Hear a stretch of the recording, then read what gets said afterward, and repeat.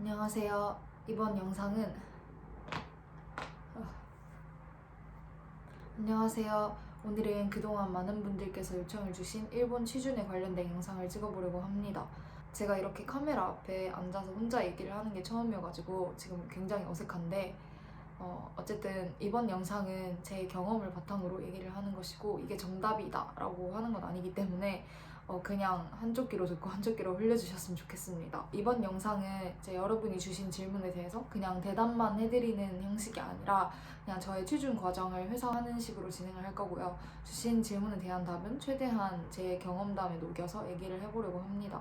그리고 여기에 안 담긴 질문들에 대해서는 마지막에 짧게 Q&A 형식으로 대답할 예정입니다. 그리고 미리 말씀드리자면 제가 한국 취준은 안 해봐서 한일 간의 비교나 약간 차이점 같은 건 좀 말씀드리기가 어려울 것 같아요. 그리고 두 번째로는 저는 한국에서 채용된 케이스가 아니라 일본 현지 채용으로 취업을 한 거기 때문에 한국에서 일본 취업을 준비하시는 분들보다는 나중에 유학 또는 워홀로 일본에 오셨다가 그 연장으로 일본에서 취업하고 싶으신 분들에게 좀 더 도움이 될지 모르겠지만 도움이 되었으면 좋겠습니다.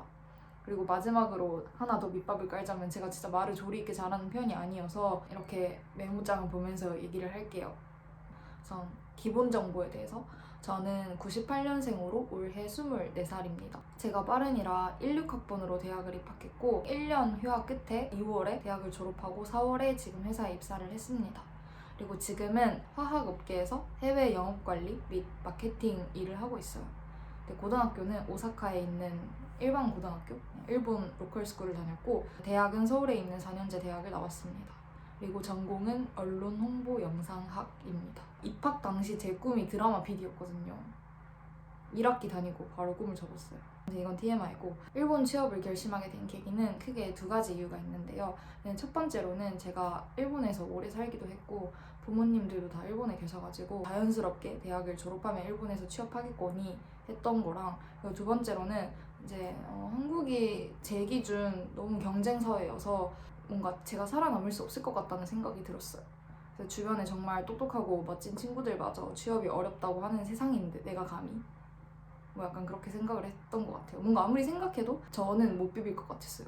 이 두 가지 이유로 자연스럽게 일본에서 취업을 하게 되었습니다. 그리고 저는 하고 싶은 일이나 비전, 꿈 이런 게 없는 사람이라 취준을 할 때도 업계나 직무 같은 걸 먼저 정하지 않았고요. 무조건 대기업만 골라서 자소서를 넣었었어요. 근데 내가 뭘 좋아하는지, 뭘 잘하는지도 모르는 그런 자기 분석이 하나도 안 된 상태에서 N땅에 헤딩을 했었어요. 근데 이런 식으로 하면 중간에 혼란이 오기도 하고 취업을 한 후에도 이 길은 내 길이 아닌가? 그때 더 잘 생각해 볼 걸 이렇게 후회를 하실 수가 있기 때문에 이런 리스크? 불안? 방금 되게 주연형 인턴 기자 같았어요. 아무튼 이런 리스크나 불안 같은 걸 줄이기 위해서도 어느 정도 내가 나아가고 싶은 방향을 미리 정하고 취준을 시작하는 게 맞는 것 같아요. 지금 생각을 해보면. 일본 취준 제도에 대해서 먼저 간략히 설명드리자면 우선 대부분이 다 공채입니다. 신입은 거의 다 공채 시즌에 뽑게 됩니다. 그리고 신졸이랑 기졸이라는 개념이 있는데 신졸이 뭐냐면 대학을 졸업하기 전에, 그러니까 이제 학생 신분일 때 취준을 시작하고 취준을 마치고 내정을 받고 이제 졸업과 동시에 입사가 가능한 사람들을 신졸이라고 말하고요. 기졸은 말 그대로 졸업하고 나서 취준을 시작하는 사람을 말합니다. 일본에서는 대부분이 신졸로 취업을 하게 되고요. 기졸 취업은 신졸 취업보다 좀 난이도가 높은 편입니다. 그 이유는 기졸자를 안 받는 기업이 꽤 있기 때문이고요. 실제로 저희 회사 같은 경우에도 제가 취준했던 해에는 기졸자를 안 받았었어요. 그래서 기졸로는 지원할 수 있는 기업 수 자체가 신졸보다는 제한적이기 때문에 일본 취업을 생각하신다면 이런 부분도 고려를 하시는 게 좋을 것 같아요. 이제 앞으로 제가 말씀드릴 내용들은 다 신졸 채용에 대한 얘기입니다. 취준 스케줄에 대해서 말씀드리자면 실가츠카이킨비라고 해서 취준 정보 공개일, 그 공채가 열리는 날은 3학년에서 4학년으로 넘어가는 해에 3월 1일이에요. 4월에 학년이 올라가니까 4학년이 되기 전에 취준 활동이 시작되는 거죠. 그래서 원래 스케줄대로라면 3월 1일에 공채가 열리기 시작하고 그때부터 학생들이 본격적으로 취업 시장에 뛰어 들어가게 됩니다. 근데 알고 보니까 3월 1일이라는 날짜는 그냥 정말 형식적인 거고 그 전해에 여름쯤부터 인턴 같은 걸 모집해서 조기 전형이라는 게 있다고 하더라고요. 그래서 3학년 가을 겨울에는 이미 내정을 갖고 있는 학생들이 슬슬 나타나기 시작합니다. 근데 저는 그런 줄도 모르고 3월 1일에 땡 하면 시작하는 줄 알아서 그 전까지는 아무런 준비를 안 하고 있었어요. 근데 어쨌든 공채가 시작되는 시기는 기업마다 약간씩 달라도 4학년 6월에는 합격 통보 및 내정을 거의 다 내주고 있다고 보시면 됩니다. 이제 물론 가을 공채를 여는 기업도 있긴 한데 이제 6월이 지나면 채용이 급격히 줄어듭니다. 그래서 사람을 많이 뽑는 분기가 있냐는 질문을 주셨는데요. 대학교 3학년 가을부터 4학년 초여름이 공채 시즌이기 때문에 이때 가장 많이 뽑게 됩니다. 저 같은 경우에는 3월 1일에 취준을 시작하고 6월 11일에 끝났습니다. 6월에 내정을 받아도 입사는 그 다음 해에 4월이거든요. 그래서 내정을 받고 입사하기까지 대략 10개월 정도가 비는 거예요. 이 기간이 전 정말 좋았어요. 왜냐면 뭔가 이미 진로는 정해져 있으니까 아무런 걱정 없이 놀 수 있는 최고의 기간이었던 것 같아요. 제 취준 후기인데요. 저는 총 52개의 기업에 서류를 넣었고 서탈만 31번 했습니다. 인적성을 비롯한 시험류에서 탈락한 건 6번이고요. 1차 면접에서 탈락한 건 3번, 그리고 2차 면접에서는 탈락을 안 했고 최종 면접에서 2번 탈락을 했습니다. 그래서 최종적으로 내정은 2군데에서 받았고요. 지금 제가 다니고 있는 회사가 그 당시 저의 1쯤한 기업이었어서 지금 회사에서 내정을 받고 그냥 바로 취준을 끝냈습니다. 그래서 아직 면접이나 시험 같은 게 진행 중이었던 기업이 8개가 있었는데 제가 연락을 드리고 거절을 하고 중도 포기를 했습니다. 네, 정말 진짜 많이 떨어졌죠. 막 10군데도 지원을 안 했는데 취뽀되신 분들도 계시는 와중에 저는 진짜 많이 떨어졌거든요. 심지어 저는 일본어가 모국어나 다름이 없어서 언어적인 면에서는 크게 어려움이 없었는데도 불구하고 이렇게나 많이 떨어졌습니다. 그래서 제가 이번 영상을 준비하면서 나름의 원인 분석을 한번 해봤는데요. 크게는 5가지 이유를 꼽을 수 있을 것 같아요. 우선 첫 번째로는 앞서 말했듯이 저는 대기업이면 무조건 넣어, 약간 업계 직종 상관없어 일단 넣어, 약간 이런 식으로 취준을 했었기 때문에 나한테 안 맞는 업계나 기업에도 원서를 정말 많이 냈었어요. 그럼 당연히 약간 남의 걸 베낀 것 같은 그런 수준의 얘기밖에 못하게 되니까 진실성이 안 느껴졌던 게 아닐까라고 추측을 해봅니다. 두 번째로는 코로나 영향도 있었을 것 같아요. 제가 취준을 시작했을 때는 이미 코로나가 터진 후여서 일본 취준 시장이 카이테 시장에서 우리테 시장으로 바뀐 상태였어요. 이게 무슨 뜻이냐면 전에는 사람이 부족해서 취준생들이 기업을 골라 들어갔다면 이젠 일자리가 줄었기 때문에 기업들이 우위에 서게 된 거죠. 한마디로 코로나 때문에 일자리가 줄었고 그래서 그 영향도 어느 정도 있지 않았나 싶습니다. 그리고 세 번째로는 현지 채용이니까. 근데 이건 진짜 그냥 핑계고 네 번째는 학력 필터입니다.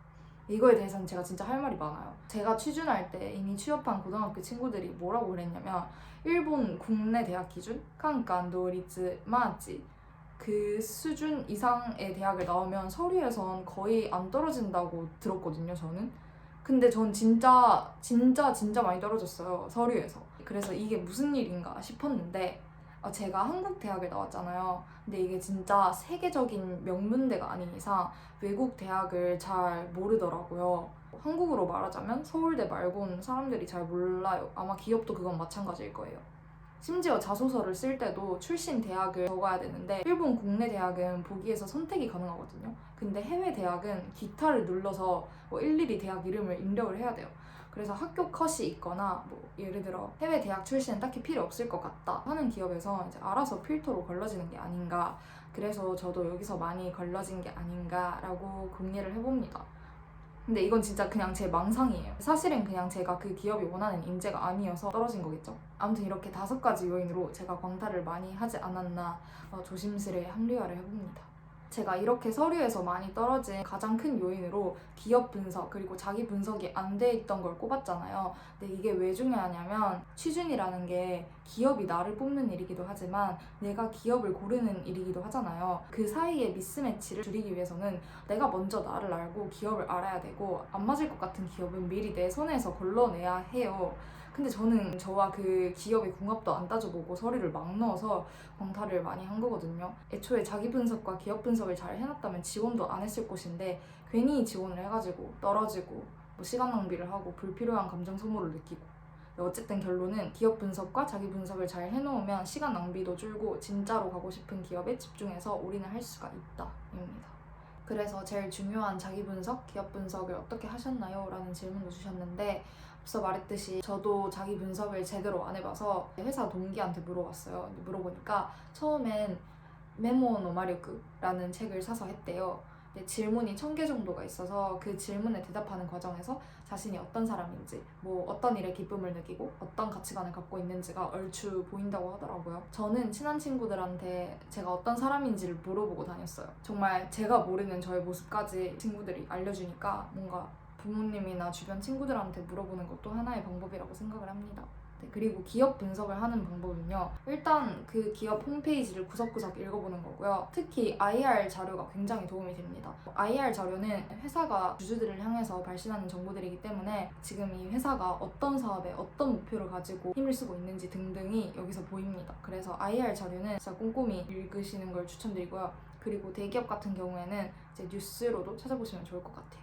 그리고 취준 과정 순서에 대해서는 큼직하게 서류, 인적성, 면접 이 순서대로 진행이 됩니다. 근데 이건 기업마다 약간씩 달라요. 근데 제가 지금 다니고 있는 회사는 처음에 서류랑 인적성을 같이 보고, 그리고 그 다음에 녹화 면접이 있었어요.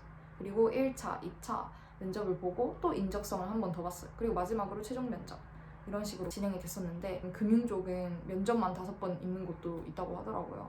그리고 채용 공고는 어디서 확인하나요? 라는 질문이 있었는데, 채용 공고는 마이나비, 리크나비에 다 나옵니다. 거기에 기업명을 검색하고 엔트리 버튼을 누르면 마이나비에서 각 기업의 채용 페이지 등록 화면으로 넘어가요. 거기서 기본 정보를 등록하면 마이 페이지라는 게 생깁니다. 그 다음부터는 그 마이 페이지 내에서 모든 걸 해결하게 됩니다. 서류도 여기에 제출하고 시험 같은 것도 여기서 보고 면접 예약도 여기서 하게 됩니다. 근데 기업별로 마이 페이지를 하나하나 다 만들어야 되기 때문에 비번 관리를 잘 하셔야 돼요. 아이폰이 저장을 해주기도 하지만 혹시 모르니까 꼭 따로 메모를 해두시는 걸 추천드립니다.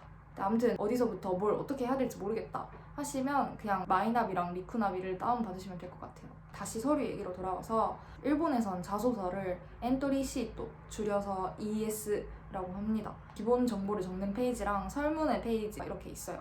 기본 정보를 적는 페이지에는 인적사항이나 자격증 등등을 적는 이력서 같은 거고요. 설문은 진짜 말 그대로 지원 동기 같은 걸 적는 지원서라고 보시면 됩니다. 그리고 취준 당시 스펙을 물어보시는 분들이 계셨는데, 그때 제가 자격증 칸에 적어서 낸 건 일단 첫 번째로는 운전면허, 두 번째는 JLPT, 일본어 능력 시험 N1급, 그리고 세 번째는 토픽, 한국어 능력 시험 6급, 그리고 네 번째는 HSK, 중국어 능력 시험 6급, 그리고 마지막으로는 토익 870점을 적었습니다. 한 줄이라도 더 쓰려고 그냥 딸 수 있는 건 다 땄던 것 같아요. 근데 지금은 그게 다 만료가 돼서 면허 말고는 그냥 없어요. 그 외에도 ES에는 알바 경험, 동아리 경험, 수상 경력, 장점, 단점, 취미, 특기 등등을 적는 칸이 있어요. 알바 경험에 대해서는 한일 통번역 그리고 일본어 과외 위주로 했었고, 그리고 동아리는 제가 영화 제작 동아리랑 광고 학회 같은 동아리에 속해 있었던 적이 있어서 이 2개를 적어서 냈고요. 수상 경력은 제가 취준을 시작하기 직전에 영상 공모전에 나갔는데 저희 조가 대상을 타가지고 그걸 여기에 적었습니다. 그리고 설문 페이지에는 가쿠치카랑 지원 동기랑 해서 이 2개는 꼭 물어봤던 것 같아요. 가쿠치카, 이게 뭐냐면 学生時代に一番力を入れた것을 줄임말인데, 학생 시절에 가장 열심히 한 일이라는 뜻입니다. 가쿠치카랑 지원 동기는 꼭 물어봐요. 근데 이게 서류뿐만이 아니라 면접에서도 질문을 엄청 많이 받거든요. 그래서 일본 취준은 가쿠치카가 다라고 해도 과언이 아닐 정도로, 물론 그건 뻥이지만 어쨌든 굉장히 큰 비중을 차지합니다. 그리고 가쿠치카랑 지원 동기 외에는 기업마다 문항이 1-2개 정도 더 있었던 것 같아요. 근데 개인적으로 저는 서류 단계가 제일 힘들었어요. 서탈 연락을 하루에 3통 받은 날이 2번 있었거든요. 진짜 엉엉 울었어요, 하루 종일. 뭔가 그 면접의 부담감보다 서류도 통과가 안 되는 그 초조함이 저한테는 더 스트레스였어요. 그래서 면접 결과를 보는 것보다 서류 합불합을 보는 게 전 더 무서웠고, 서류 시즌인 4월엔 진짜 스트레스 때문에 밥도 안 넘어가서 몸무게 앞자리가 바뀔 뻔했습니다. 그리고 다음에 시험인데요. 시험은 웹 테스트, 다마데바코, SBI, 테스트센터 등등 기업마다 치르는 시험의 종류가 달라요. 이 중에서는 외부태가 가장 흔한 것 같은데, 외부태 같은 경우에는 출제 방식에 패턴이 있어서 똑같은 문제가 계속 나오기도 하거든요. 그래서 횟수를 거듭할수록 좀 더 수월해집니다. 저는 인적성을 공부할 때 그 빨간색 책이 있거든요. 여기에 이렇게 띄워둘게요. 저는 그걸로 공부를 했는데, 인적성 서적 중에서 제일 유명한 그 파란색 책이 있어요. 그것도 한번 찾아서 여기에 띄워두도록 하겠습니다. 어쨌든 이렇게 인적성이 다인 기업도 있지만 또 업계에 따라서, 회사에 따라서 추가로 또 시험을 봐야 되는 경우가 있어요. 예를 들어서 출판사 같은 경우에는 이제 중간에 시사상식 그리고 논술 시험이 있었고, 방송국도 논작 시험이 있었던 것 같고, 기획안을 제출하는 과제 같은 것도 있었습니다. 그리고 다음은 그룹 디스커션인데요. 사실 제가 취준을 했을 때가 코로나가 터진 직후였어서 이제 그룹 디스커션이 있는 기업이 별로 없었어요. 그래서 이건 저도 정말 뭐라고 말씀드릴 수가 없어요. 다음은 면접인데요. 면접에서 받은 질문을 궁금해 하시는 분들도 계셨어요. 좀 많이 받았던 질문은 앞서 말했듯 가크치가, 그리고 지원 동기, 그리고就活の軸, 좌절 경험, 자신의 단점, 그리고 장래 희망, 꿈, 비전 공통적으로 물어봤던 것 같아요. 근데 면접 질문 같은 경우에는 이제 기업마다 색깔이 진짜 엄청 달라요. 그래서 지원 동기나 사업 전망, 입사 후 하고 싶은 일과 같은 그런 전형적인 면접 질문을 엄청 자세하게 묻는 기업도 있었지만, 뭔가 자랑거리 하나 얘기해주세요.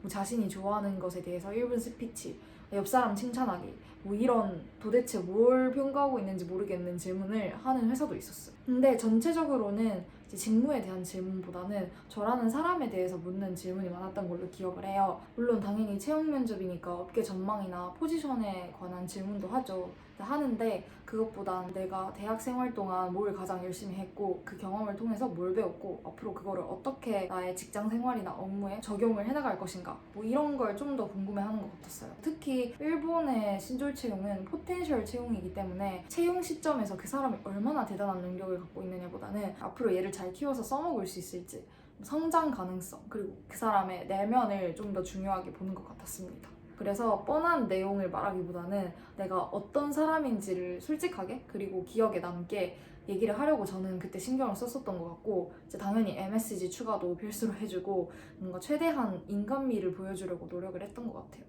그때 제가 냈었던 자기 PR 시트를 보니까 타이틀을 "저는 하루를 48시간처럼 사는 여자입니다" 이렇게 해놨더라고요. 지금 생각해보니까 진짜 개뻥인데, 입사하고 저희 지금 상사분께서 그 문구가 너무 강렬해서 기억에 남는다고 해주셨거든요. 그래서 굉장히 큰 한방이긴 했구나 라고 생각을 했습니다. 그래서 서류, 인적성, 면접의 모든 과정에서 일관되게 나의 어필 포인트를 녹여내는 게 중요하다고 느꼈어요. 면접은 그냥 질문에 대답하는 자리? 뭔가 묻는 질문에만 간결하게 대답하면 반은 먹고 들어가는 것 같아요. 그냥 그게 다예요. 답하다 보면 뭔가 그 내용의 배경도 설명해야 될 것 같고, 부연 설명도 해야 될 것 같고, 막 나도 모르는 사이에 되게 길어지고 하는데, 그냥 짧게 뭔가 나 혼자 대답을 하는 게 아니라 대화를 하려고 노력을 했었습니다. 그리고 면접 연습은 어떻게 했냐면, 그러니까 면접 백문백답을 작성을 해서 혼자 벽을 보고 연습을 했습니다. 그렇게 해서 최종 면접까지 뚫으면 이제 내정을 받게 됩니다. 제가 지금 회사를 최종적으로 고르게 된 이유가 크게 3가지가 있는데, 우선 첫 번째는 업계, 두 번째는 복지, 세 번째는 본사 채용입니다. 첫 번째 이유, 업계 업종이 뭐냐면 잘하는 것도 하고 싶은 것도 없는 제가 그때 그나마 관심이 있었고, 왠지 다른 업계로 가는 것보다 잘할 수 있을 것 같은 생각이 들었던 게 우선 가장 큰 이유고요. 두 번째로는 복지인데, 많은 분들께서 집은 어떻게 구했냐는 질문을 주셨는데요. 전 지금 회사 사택에 살고 있어서 집은 따로 구할 필요가 없었어요. 그래서 저도 집을 구하는 방법을 잘 모르겠어서 친구들한테도 물어봤는데, 이제 한국에서 직접 집을 구해서 넘어온 케이스가 주변에 잘 없더라고요. 이것만큼은 저도 좀 답을 드릴 수가 없을 것 같아요. 아무튼 지금 저는 사택에 살고 있어서 월세가 거의 안 드는 점, 그리고 휴일이 많은 점, 직원 혜택이 많은 점 등등 이제 복지가 좋아서 고른 게 두 번째 이유입니다. 그리고 마지막은 본사 채용인데요. 일본은 신입사원을 뽑을 때 종합직 그리고 일반직 크게 이렇게 나눠서 뽑거든요. 근데 일반직은 거의 사무직이라고 보시면 되고 정근도 거의 없어요. 근데 종합직 채용은 어느 부서에 배정이 될지 모르는 건 물론 전국에 어느 지사에 배정되는지도 들어가 보기 전까지는 모르는 거거든요. 전 진짜 이게 별로라고 생각을 하는데 거의 대부분의 회사가 이런 식으로 종합직으로 사람을 뽑고요. 특히 전국의 지사를 갖고 있는 일본 대기업들은 신입사원을 1년차 때부터 본사에 배정시키는 경우가 잘 없어요. 보통은 현장에서 몇 년 경험을 쌓은 후에 본사로 데려오는 케이스가 많아요. 그게 저는 싫었어요, 너무. 근데 마침 제가 지금 다니고 있는 회사가 마케팅직 채용이랑 국내 영업직 채용을 이제 나눠서 해가지고 저는 마케팅직 전형에 지원을 해서 합격한 거라 처음부터 도쿄 본사에서의 근무를 약속받은 상태였어요. 제가 또 근무지를 중요시했었기 때문에 처음부터 본사에서 일할 수 있다는 것도 지금 회사를 고른 이유 중 하나입니다. 사실 직무별로 나눠서 뽑긴 했지만 그래도 종합직 채용으로 채용된 거라서 언제 또 회사가 저를 지방에 보내버릴지는 모르는 일입니다. 취준은 정보 싸움이라기도 하잖아요. 그래서 마지막으로 일본 취준에 도움이 된 사이트, 어플을 소개를 하려고 합니다. 첫 번째로는 마이나비, 리크나비. 이건 앞서 말했듯 채용 정보를 모아둔 사람인 잡코리아 같은 사이트고요.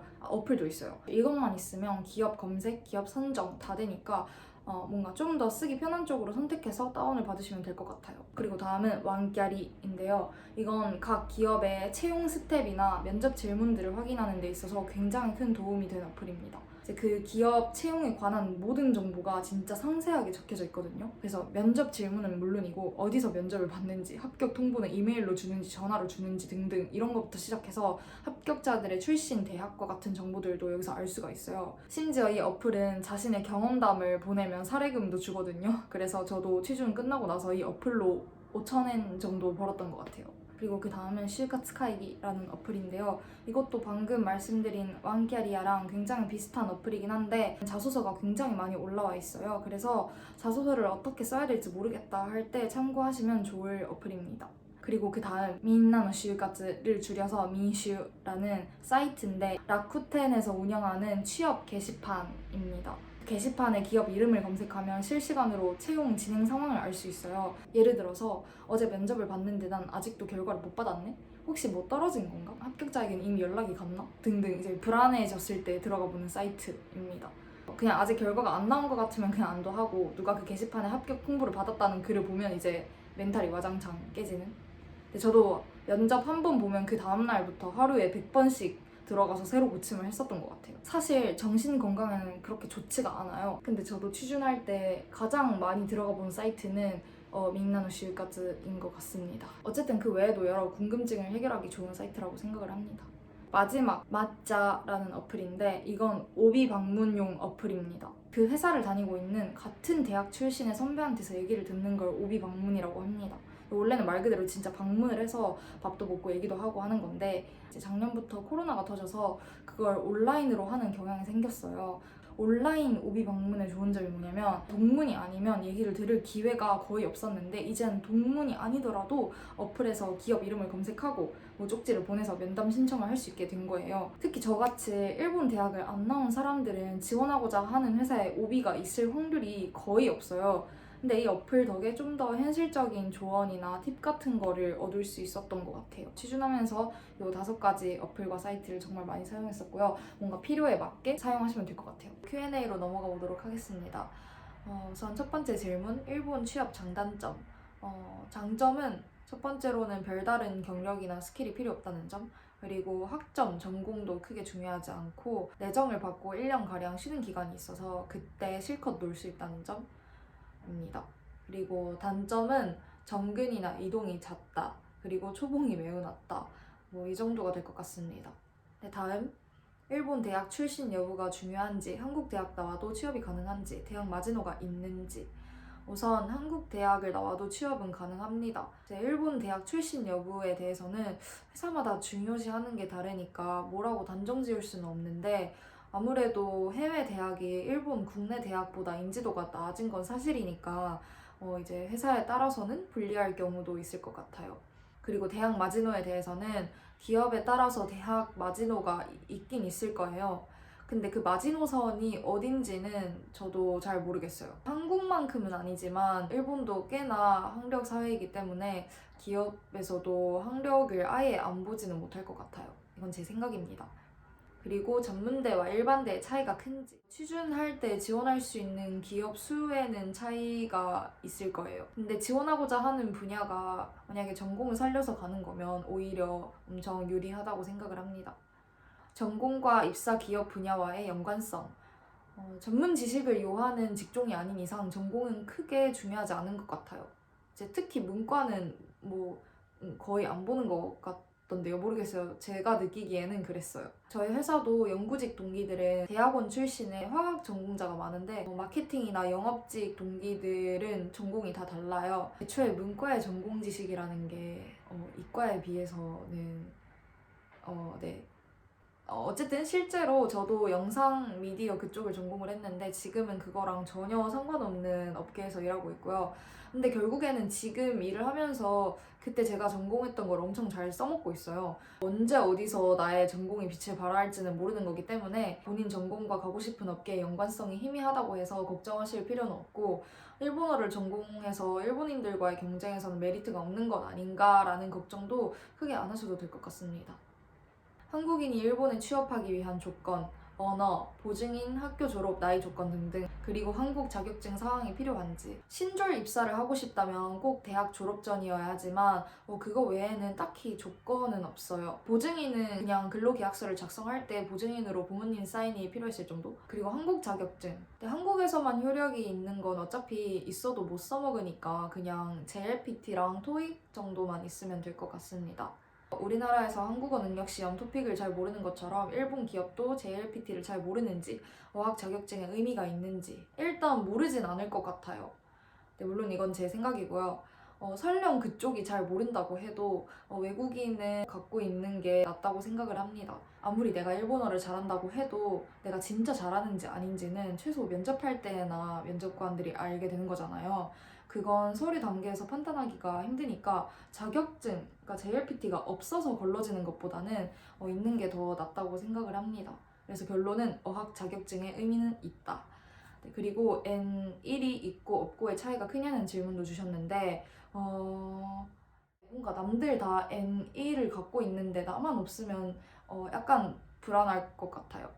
일본에서 먹고 살려면 어느 정도 할 줄 알아야 되는지에 대해서도 물어봐 주셨는데 진짜 그냥 먹고 살 수 있을 정도, 직장 생활이 가능한 정도면 될 것 같아요. 또 언어는 또 쓰면서 느는 거기도 하니까 네, 그렇게 생각을 합니다.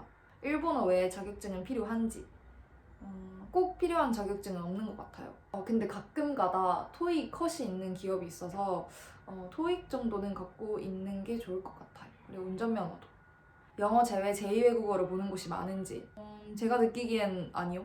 한국에서 경력을 쌓고 가는 게 좋은지. 만약에 지금 대학생인데 이미 일본에서 취업할 생각이 있으시다면 굳이 경력을 쌓지 않고 바로 와도 될 것 같아요. 이제 어차피 1부터 가르쳐 주니까 저는 그렇게 생각을 합니다. 일본은 신졸 채용이 대부분이라고 들었는데 한국 대학을 다니며 일본 취업을 바라보고 있다면 한국에서 3학년부터 취업 준비를 해야 하는 건가요? 한국에서 일본 취업 준비에 대한 정보가 있는지 궁금합니다. 신졸로 취업을 하시고 싶다면 대학 3학년 그쵸. 대학을 졸업하기 전에 취준 활동을 시작하는 게 좋을 것 같고, 한국에서 일본 취업 준비에 대한 정보가 있는지에 대해서는 한국에서 하는 거면 일본 취업 박람회 같은 거를 가본다든지, 아니면 제가 예전에 가르쳤던 과외 학생분께서 박람회는 아니었는데 어디 은행 면접 준비를 하시던 게 갑자기 생각이 나서 한번 찾아봤거든요. 근데 슈퍼루키라는 사이트에 그 은행 채용 공고가 올라와 있더라고요. 제가 여기에 캡처를 띄워드리겠습니다. 그래서 이 사이트가 어떤 사이트인지는 저는 잘 모르겠지만 이런 사이트를 활용하는 것도 방법이라고 생각을 합니다. 홀로는 인턴이 불가능한데 일본 현지에서 입사 전 경험을 쌓는 방법, 그리고 인턴은 정말 하면 할수록 도움이 되는지. 우선 한국에서 말하는 인턴과 일본에서 말하는 인턴은 정의부터가 달라요. 이제 한국에서 인턴이라고 하면 뭔가 짧게는 3개월, 길게는 1년씩 실무 경험을 쌓는 거잖아요. 근데 일본에서 소위 말하는 인턴은 그런 인턴이 아니라 그런 인턴은 장기 인턴이라고 불리고요. 꼭 앞에 장기가 붙습니다. 어쨌든 그런 인턴이 아니라 3days 인턴이나 5days 인턴처럼 직업 체험과 비슷한 거를 말하거든요. 그래서 첫 번째 질문, 일본 현지에서 입사 전 경험을 쌓는 방법은?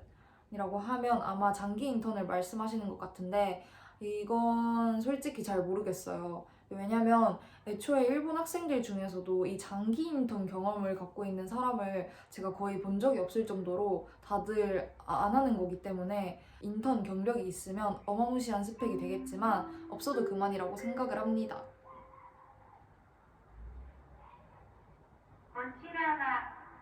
그리고 두 번째, 인턴은 정말 하면 할수록 도움이 되는지? 라는 질문인데요. 여기서 인턴은 아마 일본식 인턴을 말씀하시는 것 같아요. 근데 이 질문에 대한 답은 네, 입니다. 고작 3일 동안 직업 체험을 해서 뭐가 달라지나 싶을 수도 있는데 이제 인턴에 참여한다는 거는 그 기업에 대한 관심을 표현하는 방법이 되기도 하거든요. 3days 인턴에 참여를 한 기록이 있으면 나중에 공채가 열린 후에 인사팀 분들께서 그 기록을 보고 얘는 그때 우리 인턴에도 왔었네? 우리 회사에 꽤 진심인가 봐 라고 생각해 주실 가능성이 높아요. 기업 입장에서도 그 진짜로 오고 싶어 하는 학생을 뽑고 싶은 거는 어디든 마찬가지니까 인턴에 참여를 했었는지 같은 것도 하나의 판단 지표가 된다고 생각을 합니다. 그리고 인턴에 참여하면 뭐가 제일 좋냐면 조기 전형이라는 게 있어요. 이게 뭐냐면 인턴에 참여한 사람에 한해서 서류 전형을 스킵한다든지 면접을 일찍 보게 해준다든지 그러면은 내정도 빨리 받을 수 있겠죠? 이런 혜택이 있는 기업이 굉장히 많습니다. 결론은 인턴 경험이 없어도 취업이 안 되는 건 아니지만 뭐 있으면 있을수록 좋고 좋은 점밖에 없다. 그래서 시간의 여유만 있다면 참여하시는 게 좋을 것 같아요. 네, 이제 가면 팀플 같은 것도 시키니까 거기서 그룹 디스커션 연습도 되고 좋을 것 같아요. 다음, 아키오님이 느끼시는 일본 기업 문화는 어떤지. 이거는 회사 바이 회사겠지만 일단 제가 지금 느끼는 거는 굉장히 수직적이다. 근데 어차피 회사는 사회생활을 하는 곳이어서 그 수직적인 게 딱히 문제가 되는 것 같진 않아요. 다음 질문. 일본은 99% 이상이 중소기업이라고 하던데 대기업의 메리트는요. 우선 첫 번째로 회사가 망할 확률과 내가 잘릴 확률이 매우 낮다. 그리고 두 번째로 복지가 좋다. 세 번째로는 기업 이미지를 갉아먹지 않기 위해서 회사가 컴플라이언스를 잘 지킨다. 뭐 이 세 가지를 꼽을 수 있을 것 같아요. 특히 마지막은 이건 진짜 제 생각인데 주가에 민감하니까 뭔가 허튼 짓을 잘 못할 거라고 저는 생각을 합니다. 네. 그리고 대기업 선정 이유에 대해서도 물어봐 주셨는데 대기업 선정 이유는 방금 말씀드린 세 가지가 곧 그 이유가 될 것 같습니다. 그리고 블랙 기업 거르는 법. 이제 회사라는 것도 까보기 전까지는 모르는 거니까 이제 완전히 걸러내는 방법은 없다고 생각을 합니다. 근데 안 들어가 보고도 사전에 어느 정도 걸을 수 있는 저만의 방법을 말씀드리자면 우선 첫 번째로는 구인글이 항상 올라와 있다. 두 번째로는 기본급이 낮다. 세 번째, 이중률이 높다. 네 번째, 연간 휴일이 105일 이하이다. 다섯 번째, 아토호우나 쇼크바데스라는 워딩이 있다 하면 거르시는 게 안전할 것 같아요. 이런 정보는 채용 페이지나 구인글에 웬만하면 기재가 되어 있기 때문에 이 부분만 잘 확인하면 사전에 어느 정도는 걸러진다고 생각을 합니다. 외국인에 대한 취급, 대우. 이건 진짜 해바해라고 밖에 말씀을 못 드리겠어요. 그리고 내가 속한 집단에 어떤 사람이 있는지에 따라서 굉장히 달라진다고 생각을 합니다. 일단 저는 지금 감사하게도 아직까진 아무 문제 없이 잘 지내고 있습니다. 외국인으로서 힘든 점 아직까지는 크게 잘 모르겠는데 굳이 하나를 뽑자면 돌려말하는 거예요. 이제 일본식 돌려말하기는 뭐 유명하잖아요. 근데 저도 일상생활에서 돌려말하는 거는 알아듣겠거든요. 근데 이거를 비즈니스에서도 엄청 돌려서 얘기를 하더라고요. 이 부분은 아무래도 좀 더 훈련이 필요한 것 같아요. 점점 익숙해질 것 같아요. 근데 그거 말고는 딱히 지금은 힘든 점은 없습니다. 나중에 다시 한국으로 갈 생각이 있는지. 네. 근데 지금은 아니에요. 일본에 집이 없는 경우 비싼 물가와 월세 등으로 지출이 많을 텐데 현실적인 저축이 힘들지. 네. 쉽진 않은 것 같아요. 물론 이거는 씀씀이에 따라서 달라지겠지만 일본 신입사원들의 평균 초봉이 세전 22만 엔이거든요. 근데 여기서 세금과 보험료 같은 게 한 달에 3만 엔 정도? 급여에서 차감이 됩니다. 근데 만약에 주택 지원금이나 사택 같은 게 없을 경우 도쿄 기준 월세만 해도 한 달에 7, 8만 엔 정도 잡아야 되거든요. 근데 그 밖에도 통신비, 공과금, 생활비 등등을 내면은 이제 얼마 안 남겠죠. 심지어 2년차가 되면 월급은 안 오르는데 주민세라고 해가지고 또 세금을 떼가거든요. 그래서 한 3년 차까지는 현실적으로 그렇게 많은 돈을 모으지는 못할 것 같습니다. 일단 저는 못 모을 것 같아요. 대신에 1년에 2번씩 보너스를 지급받는데 그게 금액이 꽤 큰 편이어가지고 지금은 그 보너스만을 기다리고 있습니다. 회사마다 다르겠지만 대부분 주 몇 시간 정도 근무하나요? 저는 지난주는 45시간 일을 했어요. 하루에 1시간씩 야근을 한 셈이죠. 근데 이거는 아직 제가 업무 독립을 안 해가지고 일이 적어서 이 정도인 것 같아요. 제가 동기들한테 야근 얼마나 하냐고 물어봤는데 한 명은 지난달에 40시간을 야근을 했다고 하더라고요. 그리고 한 명은 4시간을 했대요. 그래서 이거는 업계 바이 업계, 회사 바이 회사, 부서 바이 부서인 것 같습니다. 학교님이 입사 초 회사 출근 복장 규정 비스무리한 얘기를 하셨던 것 같은데 모든 회사의 출근 복장이 지정되어 있는지에 대해서는 명확하게 지정되어 있진 않더라도 어느 회사든 가이드라인 정도는 있을 거예요.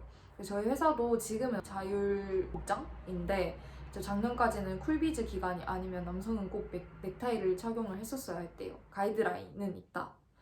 취업 시 타지역 배정이 흔한 일인지, 타지역 배정 시 회사에서 일정 금액을 지원해주거나 주거 마련을 해주는지, 퇴사 시에는 그 집은 어떻게 되는지에 대해서 물어봐 주셨는데 먼저 타지역 배정이 흔한지에 대해서는 아까도 말씀드렸듯이 정말 흔한 일이고요. 뭐 거의 흔하다 못해 전국에 지사가 있는 기업에서 일하는 사람에게는 피할 수 없는 운명이라고 할 수 있어요. 그리고 그런 일정 금액을 지원해주거나 주거 마련을 해주는지에 대해서는 아무래도 전국 정근을 많이 하는 직원한테 좀 더 많이 해주긴 해요. 그리고 관두면 당연히 나가셔야 됩니다. 다음 질문 갈게요. 일본 호텔 취직에 관심이 많은 대학생입니다. 외국인도 많이 뽑나요? 이거는 제가 잘 몰라서 호텔 경영학과를 나온 친구한테 물어봤는데 정규직보다는 인턴으로 좀 더 많이 뽑는다고 했어요. 신입들은 전화 받기가 가장 두렵다는데 사실인가? 네, 사실입니다. 제가 있는 부서에는 유선 전화가 없어서 저는 그렇게 전화 업무가 많지가 않은데 영업직으로 일하고 있는 동기 말로는 이제 거의 사무실에 오는 전화는 다 신입 사원들이 받는 경향이 많다고 하더라고요. 그래서 심지어 상대가 거래처 손님일 경우가 대부분이어서 경어 중에서도 극존칭을 사용을 해야 되기 때문에 그건 아직도 일본 애들도 입에 잘 안 붙나 봐요. 그래서 항상 전화벨이 울리면 떨린다고 하더라고요. 네, 다음. 면접 시 치코미가 많았는지. 아니요. 저의 대답에 대해서 왜요? 왜 그렇게 생각했어요? 뭐 이런 식으로 측고무하는 거는 있어도 막 중간에 제 말을 끊어가면서까지 측고무하는 거는 없었습니다. 면접 시 긴장해서 얼굴이 빨개지거나 실수해서 말을 더듬어도 봐주는지. 웬만하면 다 봐줄 거예요. 이제 너무 긴장해서 말을 더듬거나 어떻게 질문에 답을 해야 될지 모르겠다, 멘붕이다 하면은 저에게 1분 동안 생각할 시간을 주세요 라고 말을 하는 것도 하나의 방법이라고 생각을 합니다. 그리고 면접 팁은요, 밑밥 깔지 말고 결론부터 말하는 것, 결론부터 말하고 설명은 나중에 덧붙이는 것, 이거 제가 제일 못하는 거예요. 이제 마지막 질문입니다. 일본 취업 꿀팁, 조언, 당부하고 싶은 것이라고 물어봐 주셨는데 우선 꿀팁, 조언이라기보단 만약에 그때로 내가 다시 돌아갈 수 있다면 나는 이렇게 했을 것이다 라는 거를 말씀드리려고 합니다. 우선 3가지가 있는데 첫 번째로는 많이 지원하기입니다. 저는 작년에도 진짜 많이 지원을 하긴 했는데 일단 지원하는 건 무료잖아요. 그리고 만약에 그게 중간에 감당 안 될 것 같으면은 그때 가서 그 카드를 버릴 수도 있는 거고 근데 애초에 시기를 놓쳐버리면은 지원조차 못하게 되기 때문에 일단은 지원을 해놓고 뭐 버리든지 말든지는 나중에 결정을 해도 괜찮을 것 같아요. 그래서 일단은 많이 지원을 하는 거를 똑같이 제가 다시 작년으로 돌아가도 똑같이 많이 지원을 했을 거예요. 만약에 내가 정말 자신이 있다, 이 회사가 아니면 싫다, 그러면은 몇 군데만 지원을 해서 거기에 올인을 하는 것도 방법이라고 생각을 합니다. 그 부분은 본인 성향에 맞게 지원을 하시면 좋을 것 같아요. 코로나의 영향으로 예전보다 일자리가 줄었잖아요. 그래서 학생들도 조급해가지고 예전에 비해서 좀 취준을 일찍 시작하는 경향이 있어요. 최근 1, 2년 동안. 기업은 또 기업대로 우수한 친구들을 좀 빨리 데려가고 싶은 마음에 공채를 더 일찍 열고 합격을 일찍 내주고 전체적으로 취업이 조기화가 되어가고 있는 상황입니다. 그래서 만약에 시간적인 여유만 있다면 좀 일찍 시작해서 일찍 내정을 받고 더 많이 놀고 싶다. 그리고 마지막 세 번째는요. 시사, 뉴스에 관심을 갖는 거입니다. 특히 면접에 임하기 전에는 꼭 뉴스를 확인하시는 걸 추천드리고요. 되도록이면 그 업계와 연관성이 있는 뉴스를 체크를 하고 그 이슈에 대한 자신의 생각도 갖고 있는 게 좋을 것 같아요. 면접에서 물어보는 기업들이 꽤 많더라고요. 특히 방송국, 언론사, 출판사 이쪽은 거의 다 물어봤던 것 같아요. 그래서 저도 취준할 때만큼은 이제 니케 덴시방이라고 해가지고 그 전자신문을 구독을 했었어요. 네, 아무튼 끝.